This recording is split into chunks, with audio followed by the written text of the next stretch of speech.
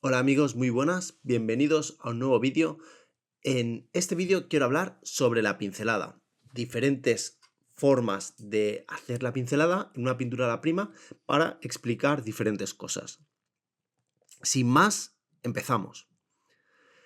Antes de empezar con la explicación, quiero recordaros un par de cosas. La primera, que tenéis una tienda online donde podéis encontrar cuadros míos originales, si queréis, os lo mando a donde queráis y los precios están bastante bien, así que si a alguien le gustan las pinturas que estamos haciendo en el canal, ahí las podréis encontrar. Tenéis el enlace en la descripción. La segunda cosa es Patreon, donde tenéis, como ya sabéis, un montón de vídeos y lecciones más pausados para ver y para aprender y realizar los ejercicios que voy haciendo a tiempo real. Y por último, si estáis por Barcelona y queréis aprender conmigo, pues he abierto una escuela, una academia, donde podéis trabajar a tiempo completo o también a tiempo parcial, donde pues aprenderemos todo esto que estamos viendo en el canal. Sin más, vamos a empezar entonces con el vídeo y la explicación de la pincelada. La pincelada, así como el trazo en el dibujo, es una parte importante de la expresividad en la pintura. Cuando realizamos una pintura a la prima, como es el caso, recordar que una pintura a la prima es una pintura que se realiza en una sesión, esto quiere decir que ha estado pintado en el mismo día, y tiene como característica que toda la pintura la aplicamos encima de capas que aún están húmedas, es decir, la pintura no se seca entre capas. Esto hace que casi todo lo que pintamos sea una primera capa. Pues en una pintura a la prima, la expresividad de la pincelada es importante, ya que tenemos menos tiempo y las pinceladas deben ser decididas e intentar que expliquen lo más posible con el menor esfuerzo. Entonces vamos a ver las características que utilizamos en la pincelada para explicar las diferentes partes del retrato y un poco también el proceso que he ido siguiendo en este autorretrato. Lo primero de todo ha sido hacer el fondo. Para el fondo y la sombra lo que he utilizado son pinceladas largas, pero con poca carga de pintura. Esto hace que al tener poca carga de pintura parezcan que están algo más lejos, es decir, le damos un poco más de distancia al plano. Y posteriormente, desde los medios tonos, voy poco a poco acercándome a la luz, en este caso con pinceladas más largas y cargadas de pintura. En los medios tonos y en las luces utilizamos más pintura que en las sombras. Esto nos da el efecto de volumen. Y utilizar una pincelada cargada de pintura nos permite lograr una aplicación más vibrante de la misma. También, al tener más cantidad de pintura, es más fácil que las diferentes pinceladas se fundan entre sí, generando así la sensación de volumen en esta primera capa en la que estamos cubriendo el blanco del lienzo. Yo suelo utilizar una imprimatura, es decir, cubrir la primera capa con un color y luego pintar encima, pero en este caso tenía prisa por hacer el vídeo y simplemente tenía esta madera y he utilizado un fondo blanco. No es un problema, se puede trabajar también. Lo único que tenemos que tener en cuenta que ya tenemos el valor más claro en la superficie. Así que los valores que vayamos aplicando en comparación parecerán más oscuros de lo que pueden resultar al final cuando todo esté cubierto. La ventaja de utilizar una base con un tono medio ya, con un valor medio, es que gracias a ello podemos calibrar mejor los diferentes valores de luz y sombra en nuestra primera aplicación. Entonces, esta primera capa utilizamos pinceladas grandes, generosas, con bastante pintura, con un pincel grande y largas, para realizar el primer volumen simplificado del rostro que estemos pintando.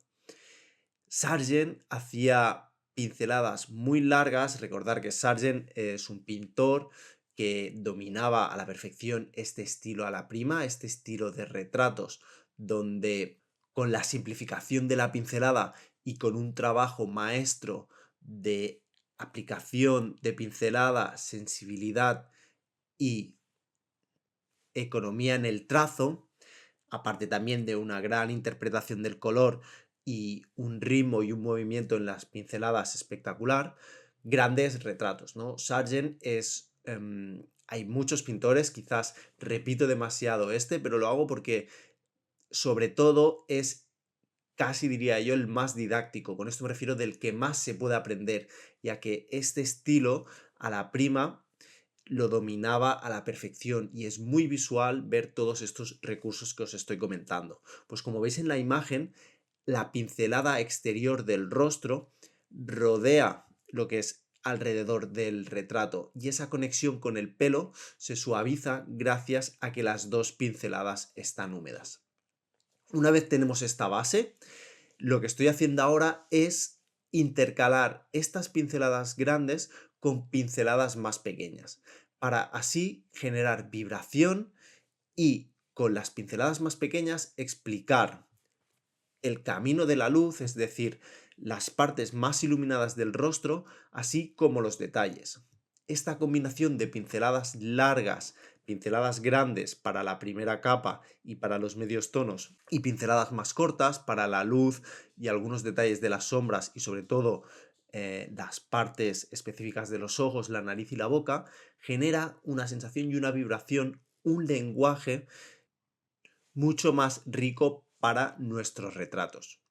Entonces, simplificando un poco lo visto hasta ahora, lo importante de lo que más creo yo nos tenemos que quedar de esta explicación es en que para crear riqueza y hacer las pinturas más interesantes, nuestros retratos, lo que tenemos que hacer es combinar diferentes tamaños de pinceladas. Empezar haciendo pinceladas grandes y fluidas para la base del retrato, si podemos incluso alargarlas lo máximo posible alrededor de toda la frente, incluso de la mejilla, hacer pinceladas muy largas para esta primera capa del retrato, como hacía Sargent, y encima de esta base, con grandes pinceladas y una cierta simplificación de los planos, utilizar pinceladas cortas para crear variedad y, en definitiva, para hacer mucho más interesante nuestro retrato. Cuando hacemos un retrato a la prima, la pincelada es importante, sobre todo si trabajamos esta idea, ¿no?, de utilizar un poco más la expresividad que nos permite la pintura al óleo. Pues si hacemos esto, lo que tenemos que hacer es generar vibración y riqueza, diferentes tamaños, diferentes direcciones, incluso diferentes formas de aplicar la pincelada.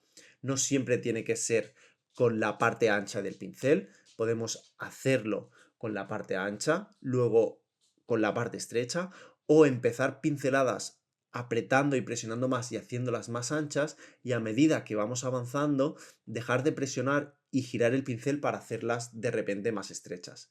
Esto también era una de las habilidades que Sargent utilizaba muchísimo. Hay muchas pinceladas que se ven largas y precisas y que al final se hacen cortas y estrechas. Thorn, por ejemplo, Anders Thorn, que es un pintor sueco, igual de diestro que Sargent en este tipo de retratos. Si no lo conocéis, os recomiendo mirarlo porque tiene trabajos buenísimos. Pues él también utilizaba este recurso en la pincelada, ¿no? Al hacer pinceladas grandes, no hacerlas siempre de la misma medida, sino aprovechar que el pincel va perdiendo carga para darle expresividad al final de la misma. También la dirección de la pincelada es importante. No siempre nuestras pinceladas deben ser rectas. Tenemos que combinar pinceladas rectas con pinceladas curvas para explicar diferentes partes de la pintura. Por ejemplo, en este caso yo para la parte de la sombra, las partes más oscuras, he utilizado pinceladas rectas para enfatizar la dirección de la mandíbula. Pero en cambio en el pelo como mi cabeza es redonda, ¿no? Es como un óvalo, pues he utilizado pinceladas más curvas para explicar esta dirección de la misma. Lo mismo con la conexión entre el pelo y la frente.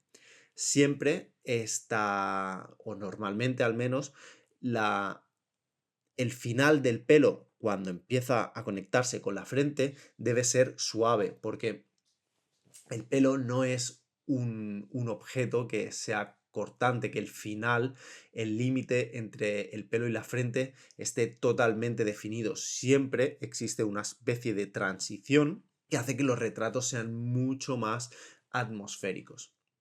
Nuestra pincelada también tiene que trabajar estos recursos o estos aspectos de la pintura. Las transiciones, las conexiones entre diferentes planos tienen que estar resueltas con la pincelada. Cuando trabajamos a la prima y hacemos este tipo de trabajo, ¿no? Que se ve un poco más la pincelada, la conexión entre los diferentes planos deben estar explicados con la misma pincelada. Yo recomiendo coger dos planos parecidos y sobreponer un poco las diferentes pinceladas para que el final se mezcle entre sí y así generar partes o transiciones mucho más atmosféricas. Si es necesario, luego podemos coger un pincel seco, un pincel muy suave para acabar de fundir estos planos. Como veis, yo en la conexión entre la frente y el pelo no paro de suavizarlo para que quede súper atmosférico y realmente dé esa sensación, ¿no? De que es pelo y no es un objeto diferente. Y así, con todos estos recursos, podremos, creo yo, mejorar nuestros trabajos a la prima. Yo me encanta hacer de vez en cuando, combinando con mis proyectos largos, estudios más cortos y pues en estos estudios intento aplicar estas ideas, ¿no? De cómo trabajar la expresividad de la pincelada.